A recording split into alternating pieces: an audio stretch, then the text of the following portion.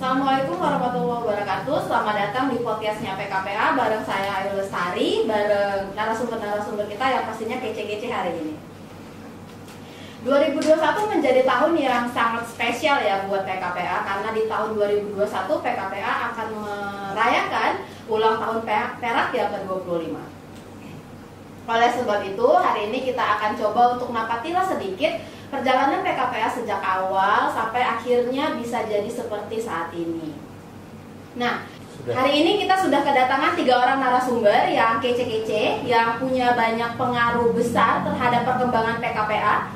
Ada Bang Ahmad Sofyan yang bergabung dari studio di Jakarta. Halo Bang Ahmad Sofyan. Halo Ayu. Aduh, kece sekali Ayu. Iya, makasih Bang Sofyan. Ada Bang Misran Lubis juga yang dari studio Jakarta juga. Halo Bang Misran. Halo Ayu dan kawan-kawan. Ya, dan hari ini yang bersama saya di studio Medan ada Kak Kumala Dewi. Halo Kak Kumala. Halo Ayu, halo Bang Pi, halo Bang Misran. Halo Mala, Misan, Ayu. Hari ini kita akan ngobrol-ngobrol bareng ketiga narasumber kita tentang perjalanan PKPA sejak gimana sih mulai pertama kali terbentuk hingga akhirnya seperti saat ini yang udah dikenal oleh banyak orang, seperti itu. Nah, pertama-tama mungkin kita mau ngobrol sama Bang Sofyan dulu ya. Ayu mau tanya sama Bang Pi nih. Bang Pi kan salah seorang yang sejak awal berjuang membangun PKPA. Waktu itu bareng-bareng sama Bu Siti Aminah ya Bang ya. Boleh nggak Bang cerita sedikit masa-masa awal ketika Abang pertama kali membangun bergerak untuk membangun PKPA ini. Terus boleh nggak cerita sedikit tentang Ibu Siti Aminah? Soalnya kan kami di PKPA yang baru-baru mungkin belum terlalu bisa kenal nih ngebayangin sosok Bu Aminah, seperti itu Bang. Jadi begini ya Ayu. Jadi almarhumah lah ya. Ibu Siti Aminah itu adalah salah satu dosen yang concern dengan masalah anak waktu itu. Jadi Abang masuk salah satu mahasiswanya. Jadi setelah menjelang tamat, Abang punya inisiatif untuk membentuk organisasi yang namanya Pusat Kajian dan Perlindungan Anak. Dan beliau, wah bagus itu katanya. Nanti apa yang bisa saya bantu katanya. Dan langsung juga dia merespon, itu saya punya rumah loh di Jalan Mustafa, di jalan ini. Waktu itu rumahnya ada 4 kalau nggak salah yang ditunjukinya. Dan Abang hanya mengunjungi 2 tempat. Yang satu di Jalan Mustafa, satu lagi lupa itu di mana ya. Nah, milihlah Jalan Mustafa karena kosong, kemudian sudah ada perlengkapan-perlengkapan, karena itu bekas ruang organisasi wanita Melayu waktu itu yang didirikan beliau juga. Karena organisasi itu udah nggak ada lagi, maka itulah yang Abang pakai karena udah ada perlengkapan-perlengkapan meja, kursi segala macam kan. Nah, itulah itu yang jadikan dasar untuk memilih Jalan Mustafa. Jadi Bu Aminah ini adalah sosok dosen, pengasuh mata kuliah kejahatan anak, dan punya perhatian juga terhadap persoalan-persoalan sosial. Jadi dengan gagasan yang Abang sampaikan itu, Bu Aminah merespon dan beliau bersedia untuk menjadi salah satu pengurus, dan kami putuskan waktu itu menjadi ketua Yayasan Pusat Kajian dan Perlindungan Anak. Demikian Ayu sosok Bu Aminah itu secara singkat ya. Ya berarti Bu Aminah tuh punya pengaruh dan andil besar ya Bang ya terhadap pembentukan PKPA sendiri gitu, terhadap lahirnya PKPA gitu ya Bang. Iya, dia juga memberikan sumbangan walaupun tidak besar ya waktu itu, tetapi adalah sumbangan beliau, ngasih biaya listrik, biaya air, karena kan Abang waktu itu baru tamat ya, nggak punya pekerjaan, masih pengangguran. Gimana mau bayar air listrik ya kan? Jadi dibantunya beliau juga, akhirnya karena dia bantu ya operasional dari kantor itu bisa berjalan, walaupun ingat kali waktu itu dia bantu kadang-kadang 100.000, kadang-kadang 150.000 ya, tapi kan tahun 97 ya cukup besar lah ya, samping Abang kerja kesana kemari untuk menutupin biaya kegiatan yang ada di PKPA waktu itu. Jadi Ibu Aminah Aziz ya memang sosok yang paling besar pengaruhnya di awal-awal PKPA berdiri tahun 96, 97, 99 Nah, lanjut nih, Ayu juga kepengen tahu nih Bang, pengalaman Abang waktu di awal-awal PKPA dulu, sebagai lembaga yang baru nih, apa ya yang dilakukan PKPA agar dipercaya sama masyarakat dan juga dipercaya sama pemerintah dalam sinergi advokasi dalam perlindungan anak gitu Bang? Ya, sebelum di PKPA, Abang kan bekerja sebagai staf litigasi di Lembaga Advokasi Anak Indonesia tahun 95 ya. Waktu itu belum menyelesaikan pendidikan S1 di USU. Jadi bekerja ya antara bekerja dan magang nggak jelas lah waktu itu. Yang penting sebagai staf litigasi di Lembaga Advokasi Anak Indonesia. Lebih kurang 10 atau 11 bulan. Nah, dari sana lalu mendirikan PKPA. Jadi sudah punya pengalaman lebih kurang 10-11 bulan. Dan waktu itu yang lemah itu dari lembaga-lembaga sebelumnya adalah di kajian, pendampingan, terutama anak-anak yang berkonflik dengan hukum atau anak-anak yang menjadi korban kejahatan ya. Jadi waktu itu belum banyak, bahkan belum ada lembaga yang concern di situ. Kalaupun ada LBH waktu itu dengan LAAI lebih banyak menangani anak Jermal ya, tapi anak yang berhadapan dengan hukum sebagai pelaku atau sebagai korban itu belum ada lembaga yang nanganin. Dan waktu itu PKPA mengambil peran di situ, meskipun dalam perkembangan selanjutnya tidak concern di situ saja ya, tapi kan hingga saat ini PKPA itu masih nanganin anak-anak yang berhadapan dengan hukum, yang anak-anak yang menjadi korban, serta anak-anak, dan juga riset-riset ya, waktu itu juga nggak banyak lembaga yang melakukan riset. Makanya ada kajiannya, karena kita mau concern di kajian dan di perlindungannya dalam konteks membangun penguatan kapasitas anak yang menjadi korban maupun menjadi pelaku tindak pidana yang waktu itu kan masih belum ada undang-undang perlindungan anak. Undang-undang perlindungan anak kan undang-undang sistem peradilan pidana anak itu kan muncul tahun 97 ya. Lalu undang-undang perlindungan anak muncul tahun 2002. Jadi waktu itu kita memang belum ada undang-undangnya. Beberapa lama kemudian lahirlah undang-undang sistem peradilan pidana anak, 2002 baru lahirlah undang-undang perlindungan anak. Jadi praktis PKPA itu bekerja belum ada undang-undang yang memayunginya, kita dasarnya memang konvensi aja waktu itu yang dalam bentuk keputusan presiden. Iya Bang, kebetulan Abang cerita tentang beberapa advokasi yang tadi dilakukan PKPA di masa-masa Abang memimpin. Boleh nggak Abang cerita mungkin ada satu advokasi yang Abang rasa paling berkesan gitu Bang? Apakah itu sukses atau tidak, tapi itu memang membawa semangat baru atau berdampak sangat besar bagi PKPA. Ada nggak satu jenis advokasi di masa kepemimpinan Abang yang paling berkesan? Kalau kita bareng-bareng ya waktu itu advokasi anak Jermal, kemudian kita ngambil concern di kekerasan seksual ya. Dari awal memang kita concernnya di situ, di kekerasan seksual. Kalau advokasi yang benar-benar sukses di tingkat provinsi apa ya kira-kira? Tapi yang jelas PKPA itu mempengaruhi kebijakan di tingkat ya, misal trafficking pertama Pak. Iya, trafficking itu yang dilanjutin oleh misal. Jadi memang trafficking ya kita ngambil karena itu juga bagian daripada korban kekerasan trafficking ya. Yang kasus Nurlela kalau nggak silap ya, yang berhasil kita pulangkan. Ya betul, trafficking, korban trafficking. Jadi memang success story-nya di trafficking. Sama satu lagi itu misal kasus Raju yang menjadi perhatian nasional tahun 19 berapa itu ya? Itu juga awal konsentrasi kita di anak yang berhadapan dengan hukum itu.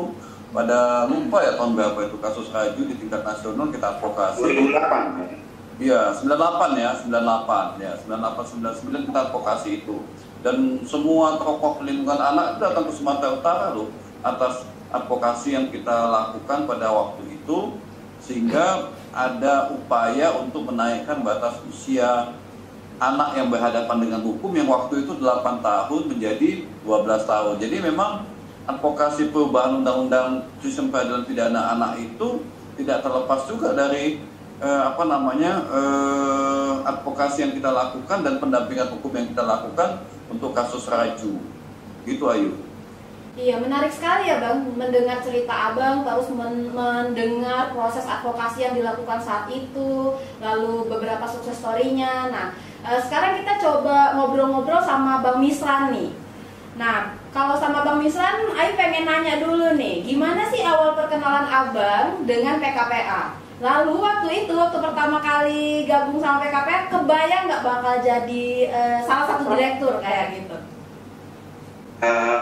Iya, mungkin hampir sama dengan Bang Sofyan. Kalau tadi sebelum mendirikan PKPA sudah ada berkenalan lah paling tidak dengan satu LSM, jadi mungkin tidak baru lagi.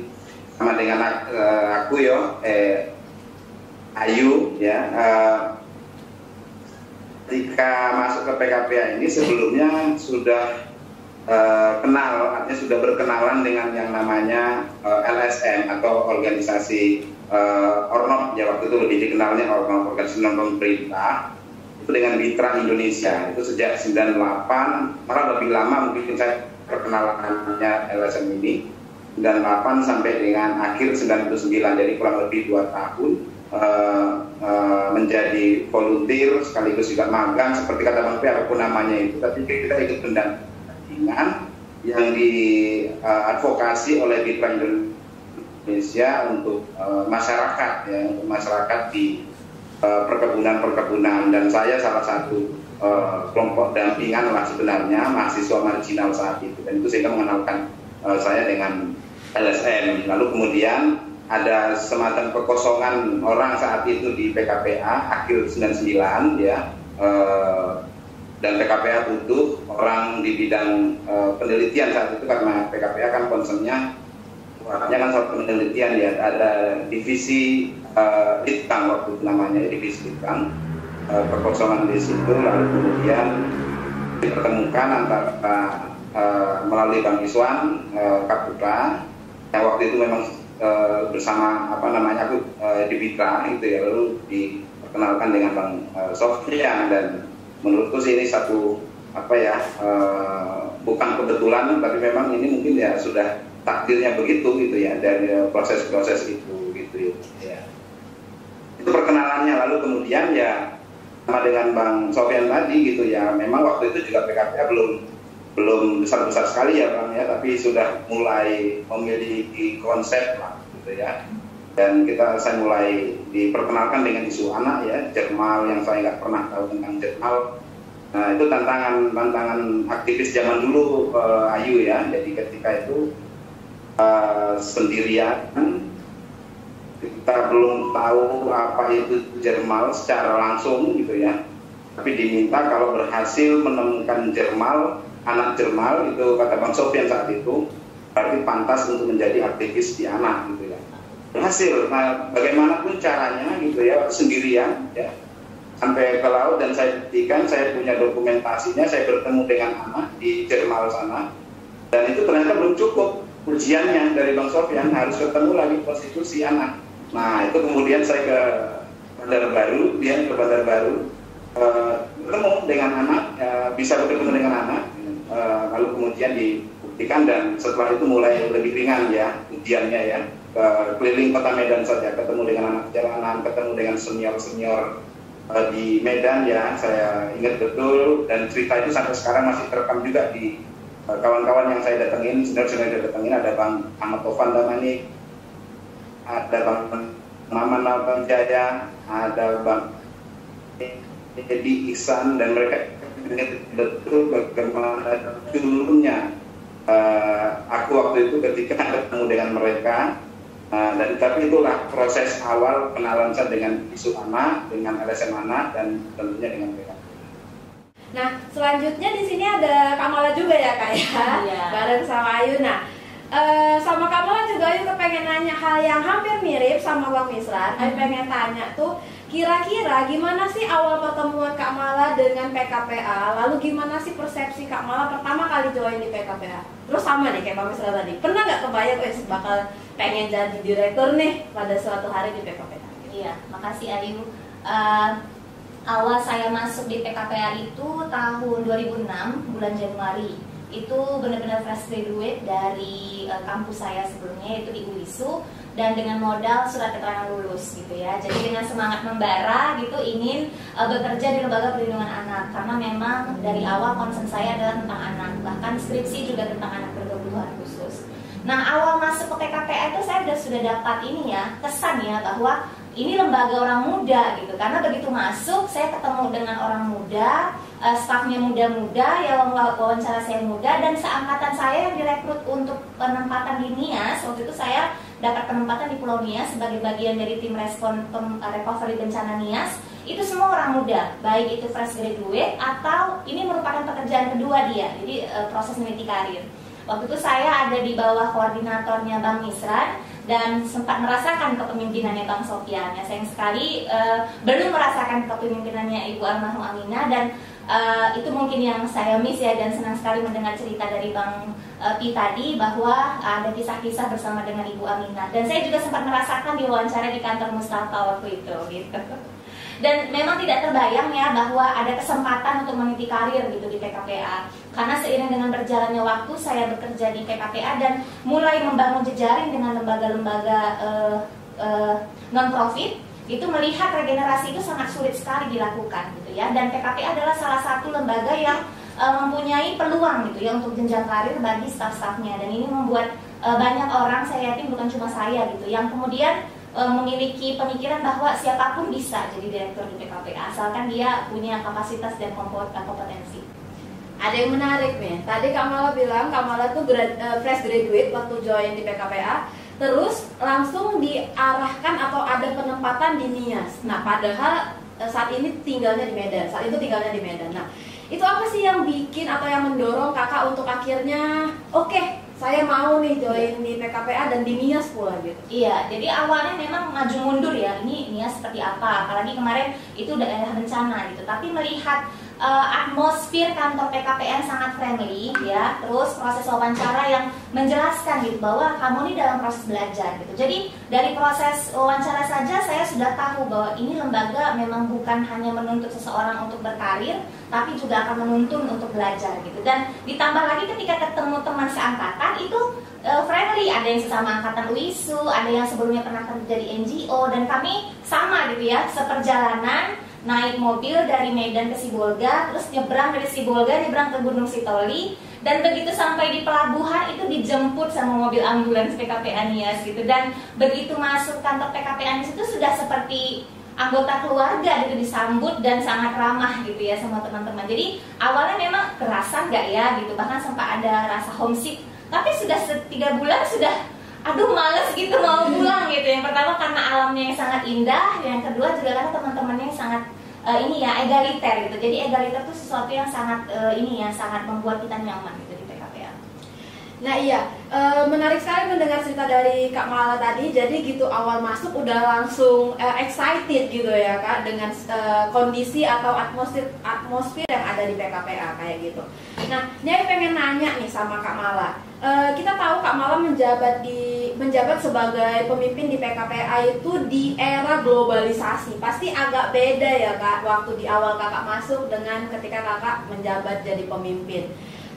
Kira-kira tuh perbedaannya apa, terus tantangannya gimana sih Kak gitu? Iya, benar sekali Ayu. Jadi ketika di masa di bawah 10 tahun bekerja, media sosial itu cuma satu ya, Pinterest waktu itu gitu ya. Dan ketika 10 tahun kemudian itu mulai muncul berbagai macam media sosial. Jadi kita sudah aware gitu ya, di dalam beberapa refleksi tahunan bersama teman-teman dan pengurus di PKPA yang selalu kita lakukan tiap tahun, kita sudah mengidentifikasi ini akan ada tantangan nih, tantangan globalisasi dan perkembangan teknologi yang akan mempengaruhi pola asuh orang tua, bagaimana guru mendisiplinkan murid di sekolah dan lain sebagainya. Dan benar saja, beberapa tahun, mungkin 10 tahun setelah saya bergabung di PKPA, dinamika kekerasan terhadap anak itu meningkat, lalu modus kekerasan terhadap anak juga meningkat, seperti bully di media sosial, lalu pornografi dan lain sebagainya. Ini menjadi tantangan karena di satu sisi kita harus siap menyediakan layanan, seperti yang Bang Pi bilang tadi, kita menyediakan layanan advokasi, layanan kepada anak berkonflik hukum,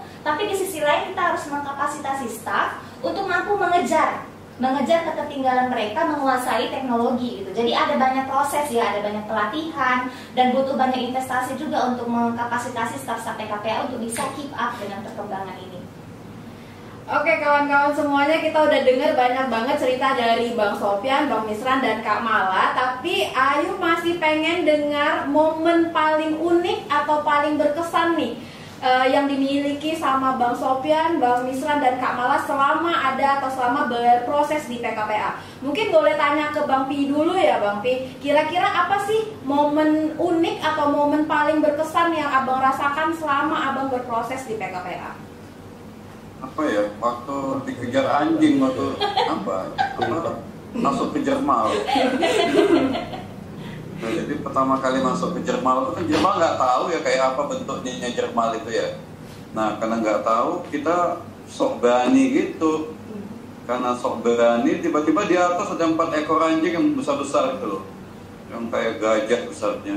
Langsung kita naik ke dalam timba dan sembunyi di situ. Itulah yang berkesan ya, yang masih diingat dengan baik. Yang kedua, nah ini yang positif ya. Yang positif itu ketika pada akhirnya PKPA itu punya kantor ya di Jalan Setiabudi yang sekarang ditempatin, dan kita semuanya sudah nyaman dengan kantor itu. Jadi kesan keduanya itu kenapa? Karena Abang pengen meninggalkan PKPA itu tidak menjabat direktur, tapi teman-teman yang meneruskan itu udah punya kantor. Nah, kantor itu bisa dipakai untuk melindungi anak Indonesia. Itu kesan-kesannya ya waktu di PKPA yang nggak lupain. Sama ya kita memiliki program emergency di Aceh, di Nias, di Semelu, itu juga kesan-kesan lain yang sulit dilupakan sampai saat ini. Ya, saya paling lucu sama tadi ya Bang ya, yang masuk ke dalam timba itu Bang. Kalau ada dokumentasinya boleh tuh. Iya, kayaknya kebayang gitu Bang, gimana Keranjang itu, keranjang. Keranjang itu, karena abang pertama yang lain itu kan curang ya, waktu kita ke Jermal, kan itu ada beberapa orang yang lain pada nggak mau naik, jadi abang duluan naik. Pas naik langsung ada bung gitu kan, lagi 4 ekor tuh masuk lagi ke dalam keranjang itu untuk menyelamatkan diri. Iya, yuk kita bayangin gitu gimana nih masuk ke dalam keranjang kita ya kan. Berarti kan keranjangnya juga mesti gede gitu ya kan. Terus tadi Bang Misran tuh nimpalin kayaknya pengalaman uniknya bisa sama ini. Kita langsung aja ke Bang Misran nih, pengalaman unik dan berkesan selama berproses di PKPA. Jangan-jangan sama masuk keranjang juga Bang. Itu semua yang ke Jermal yang nggak berani manjat itu pasti punya pengalaman itu, karena dari Jermal itu kan dari kapal biasanya itu ke lantainya itu kan bisa 3 sampai 4 meter, dan kalau kita mau manjat tiangnya itu biasanya tiangnya itu tajam ya, sudah punya apa tuh namanya saya nggak tahu, tapi ya binatang laut begitu ya. Jadi itu kalau nggak terbiasa pasti muncul luka-luka. Maka salah satu solusinya ya kita dimasukkan ke dalam keranjang, kemudian tarik pakai semacam gitu ya. Ini keren lah ya, tapi keren manual ya, maksudnya keren manual gitu. Dan itu pasti punya pengalaman itu, dan jaringan anjing dan semua juga punya pengalaman, karena masuk ke Jerman itu yang nyambut duluan bukan orang, karena memang mereka begitu. Walaupun yang masuk kecuali tokenya ya, kalau orang lain yang datang ke Jerman itu pasti yang akan dihadapkan ke kita dulu ya pasti anjing. Tapi aku sendiri belum pernah digigit ya, tapi kawan-kawan yang pernah ke sana sebagian sudah pernah ya digigit anjing, itu pasti punya pengalaman itu. Kemudian ya saya bingung ya, karena sebenarnya semuanya ada yang unik, berkesan, menyeramkan, itu semuanya ada. Tapi saya ingin yang senang-senang saja lah. Salah satunya ya, misalnya ketika rombongan PKPA ini ya, beberapa orang lah, sebagian besar waktu itu ingin sekali monitoring program ke Langkat ya, ke Pangkalan Brandan, tapi sekaligus mau refreshing gitu ya, naik kapal. Dan itu kemudian yang terjadi di tengah laut, hujan pada malam hari, kapalnya mati karena baling-balingnya itu tersangkut dengan jaring, dan itu semua panik waktu itu. Karena bagaimana waktu itu satu-satunya ada telepon zaman dulu itu yang masih satu garis itu, dan nggak ada yang ingat. Syukurnya itu karena kapal ingat di luar kepala nomor tokenya. Nah itulah yang akhirnya menyelamatkan setelah 2-3 jam kita terombang-ambing di tengah laut. Dan itu ya, semua pasti punya cerita tentang itu di yang kawan-kawan yang lama, almarhum Bang Sulaiman, Uco, itu pasti ingat semua peristiwa saat itu ya, yang menyeramkan pada saat itu, tapi setelah itu ini ya menjadi bahan tertawaan. Ya tadi Ayu baru mau bilang tuh Bang, Abang bilang pengalaman menarik tapi kok kayak ngebayanginnya agak seram gitu Bang. Tapi yang jadi bahan terutama sekarang ini pasti malah ingat gitu ketika masuknya siapa malah staf laki-laki Handayani ya, siapa lupa Dinias. Iya Bang. Yang berangkat sama ini. Iya. Malah ya saya ditipu sama HRD-nya waktu itu Sugi ya. Dan itu juga menarik ya, saya pikir perempuan rupanya yang datang namanya Handayani, rupanya yang datang lagi disuruh nyambut datang ke pelabuhan ya. Tapi ya ada satu yang belum terjawab tadi Ayu ya, saya terlewatkan tadi sebenarnya. Apakah benar terpikir jadi direktur gitu? Jadi sebenarnya nggak ada yang kan nggak dari dulu merasa bahwa meskipun banyak yang nanya, berarti kalau setelah staf kemudian kepala divisi waktu itu ya, kalau sudah kepala divisi ya kemudian jabatan di atasnya itu deputi lalu direktur, ada cerita dan kepikiran hal-hal yang seperti itu. Karena ketika di awal-awal juga saya juga nggak tahu, Bang aku sebenarnya ini koordinator atau staf, terserah aja nanti mana yang paling diperlukan kan gitu. Karena ketika keluar jabatan gitu ya, kita pakai koordinator divisi dalam keren gitu kan. Kadang-kadang ya itu seperti yang katakan malah tadi ya Kaliter. Oke, makasih banyak Bang Misran, tadi udah dengar ceritanya beberapa momen hampir mirip ya dengan momen yang dialami oleh Bang Pi juga karena sama-sama mengalaminya. Nah, sekarang kita mau coba dengar nih momen unik atau paling berkesan yang dialami sama Kak Mala. Iya, kalau momen unik itu seperti yang Bang Misran bilang ya, Bang Pi juga ada beberapa, sangat banyak sebenarnya. Tapi yang nggak pernah saya lupakan itu adalah ketika saya di NIAS waktu itu sebagai koordinator drop-in center gitu di PKPA. Jadi drop-in centernya tempat untuk mengamankan sementara anak-anak yang menjadi korban kekerasan. Saat itu ada beberapa yang menjadi dampingan kami dan harus dikembalikan ke orang tua atau ke asuhan alternatif ya. Tapi ada satu anak yang membuat saya merasa bahwa saya benar-benar melakukan sesuatu gitu ya. Ketika pengadilan negeri waktu itu di Gunung Stoli menentukan penetapan pengasuhan sementara kepada saya atas nama PKPA, itu membuat saya merasa wow gitu. Akhirnya saya dipercaya oleh negara untuk melindungi anak ini gitu ya, di bawah naungan Yayasan PKPA. Yang pertama bagi saya secara pribadi itu menjadi momen bahwa saya harus membuktikan bahwa keberadaan saya di PKPA ini benar-benar berguna gitu ya. Yang kedua adalah ini membuktikan bahwa kredibilitas lembaga PKPA di mata pemerintah itu sudah sedemikian baiknya sehingga pengadilan bisa melakukan penetapan pengadilan. Karena waktu itu status anak ini diperebutkan, banyak orang yang ingin mengambil keuntungan dari kasus ini.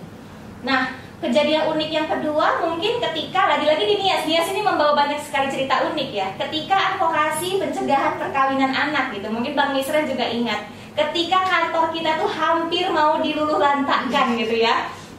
Waktu itu sama bupati yang sudah waktu itu menjabat. Tapi nanti malah cerita itu. Iya, itu sangat berkesan sekali. Karena ini cerita yang sama. Karena di malam tuh kepikiran ini kayaknya cerita yang paling berkesan. Gitu.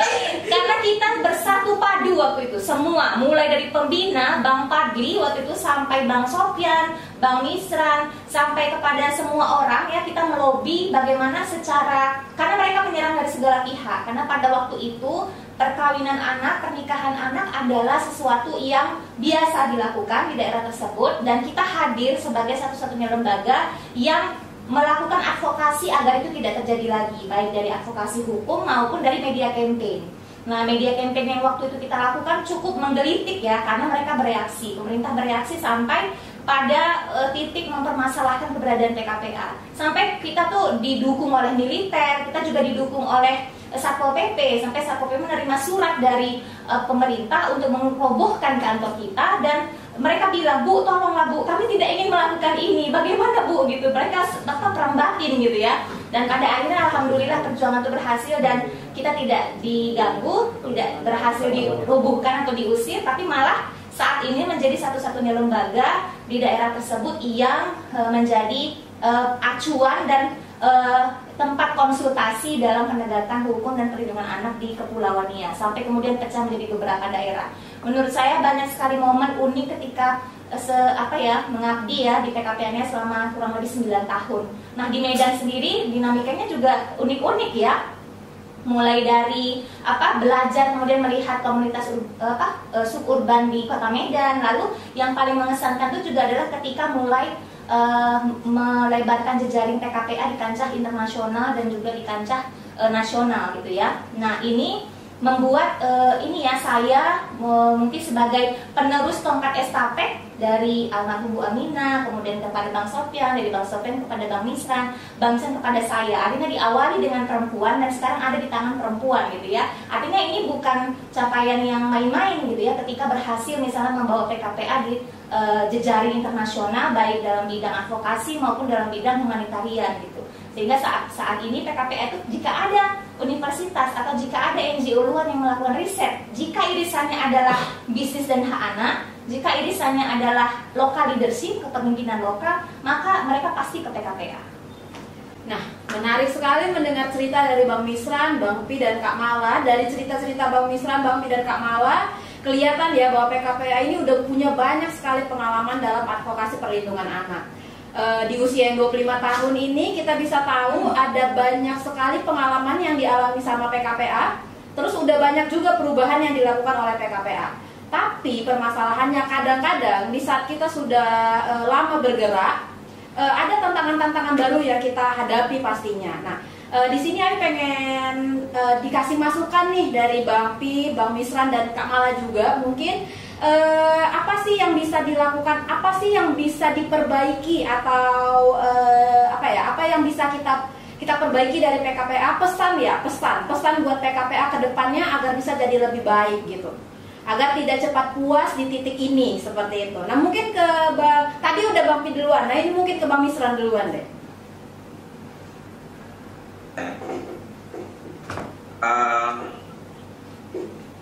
Yang pasti kalau untuk proses regenerasi di PKPA itu adalah satu sistem yang sudah cukup baik untuk CSO di Indonesia ya. Barangkali kalau mau mereferensi sistem regenerasi ya di PKPA gitu, tidak hanya NGO anak, tapi menurut itu sih ya hampir di CSO secara umum, karena proses sistem itu ya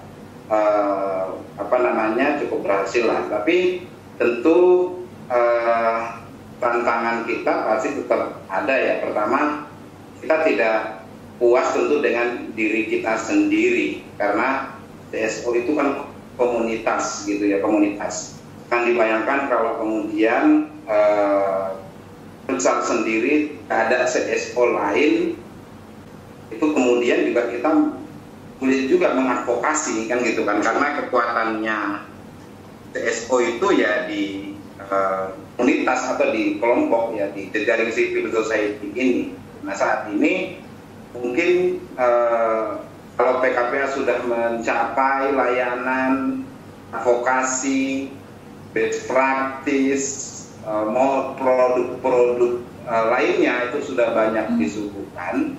Ya, saya pikir agar komunitas CSO itu tetap terjaga, khususnya yang bergerak di isu anak, di tingkat lokal ataupun ya di tingkat nasional ya. Kalau internasional tentu kita nggak masuk ke afiliasinya mereka, tapi di tingkat lokal ya saya pikir PKPA itu harus menjadi ini juga ya, perekat ya gitu ya, perekat bagi gerakan-gerakan anak ya dari civil society. Satu, bagaimana ini makin kuat posisi kita di situ, karena legitimasi itu juga dibutuhkan gitu, bahwa kita tidak hanya bagus melayani, tapi kita juga sebenarnya bagus dalam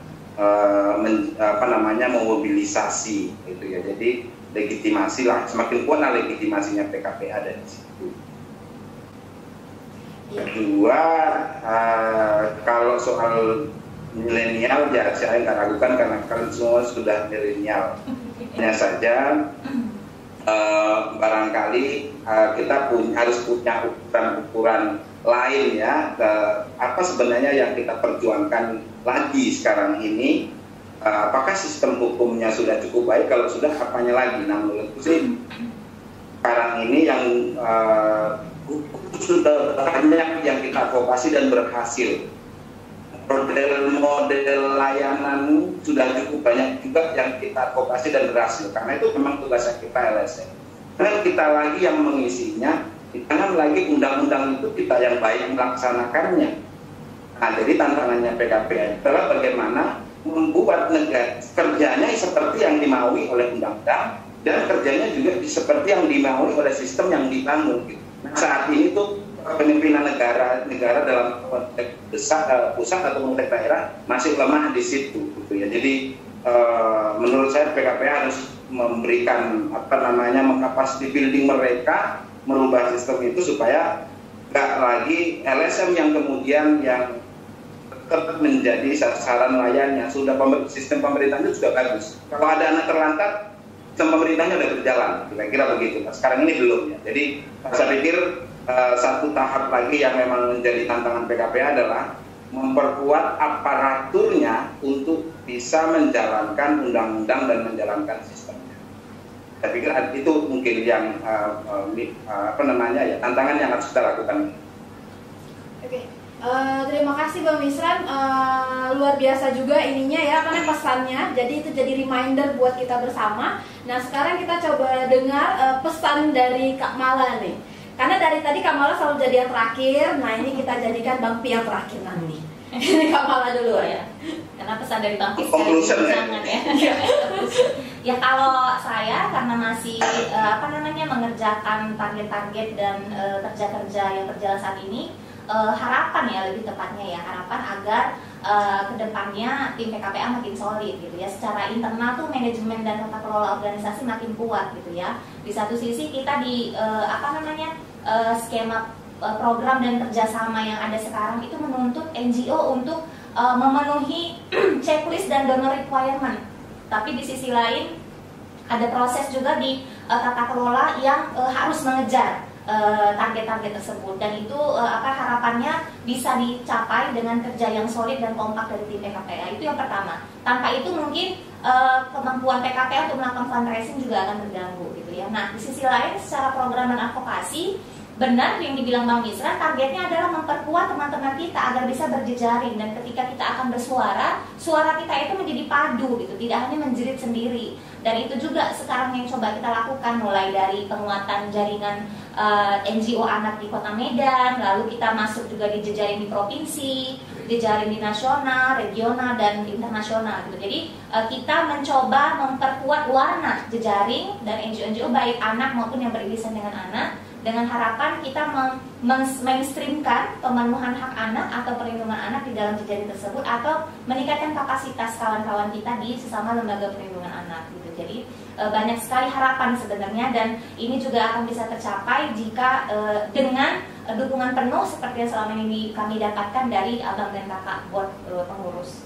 Luar biasa sekali ya, Bang Misran tadi minta PKPA bisa dikuatkan dari eksternal, Kamala mau menguatkan dari sisi internal. Nah sekarang Bang Pi nih, pesannya gimana nih? Konklusinya, kasih pesan pamungkas buat PKPA.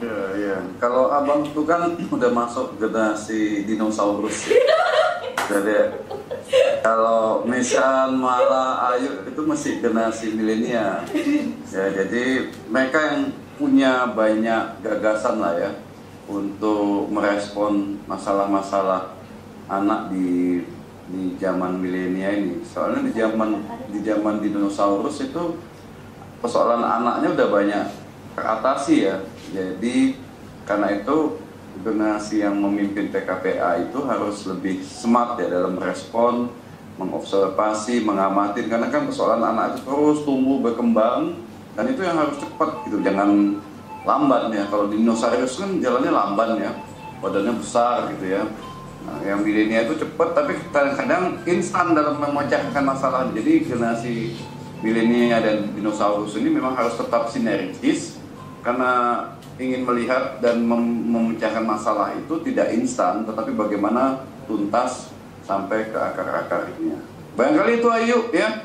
Mudah-mudahan dialog ini punya manfaat, refleksi, kemudian juga cerita success story dan juga cerita untuk masa depan anak Indonesia. Makasih banyak Bang Misran, Bang Pi, dan Kamala. Nggak terasa ya ngobrol-ngobrolnya seru. Jadi kita nggak terasa udah sampai di penghujung podcast kita hari ini. Tapi Ayu masih pengen minta satu lagi pertanyaan buat kakak-kakak dan abang-abang semua.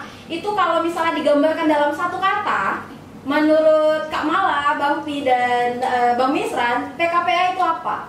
Digambarkan dalam satu kata. Itu biasanya sulit nih. Boleh siapa duluan nih yang mau menggambarkan PKPA dalam satu kata? Bang Misran, Bang Pi, atau Kak Mala? Energik. Oh, Bang Pi bilang energik ya? Oke, kalau menurut Kak Mala? Energik. Kalau Bang Misran? Energi. Energik juga? Gak boleh sama lah Bang. Energi. Oh, Bang Misran energik, oke. Energik. Iya, kalau menurut Bang Misran berarti energik ya Bang ya?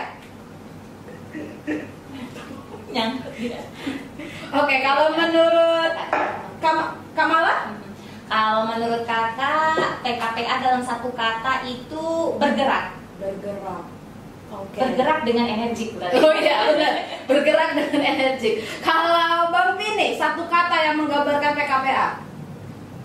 Apa ya? Mungkin hebat ya. Hebat karena kita bisa bertahan dari tahun pertama hingga tahun ke-25 ini. Ini kalau digabung keren ini Bang. Bergerak dengan energik jadi hebat gitu Bang ya. Bisa.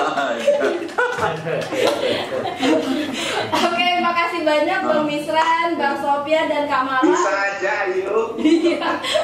Makasih banyak Bang Misran, Bang Sofyan, dan Kamala untuk waktunya udah join di podcast pertama nih Bang, podcast pertamanya PKPA. Jadi buat para pendengar, jangan lupa untuk dengerin lagi podcast-podcast PKPA berikutnya. Selamat sore, sampai berjumpa lagi. Wassalamualaikum warahmatullahi wabarakatuh. Sampai jumpa. Waalaikumsalam.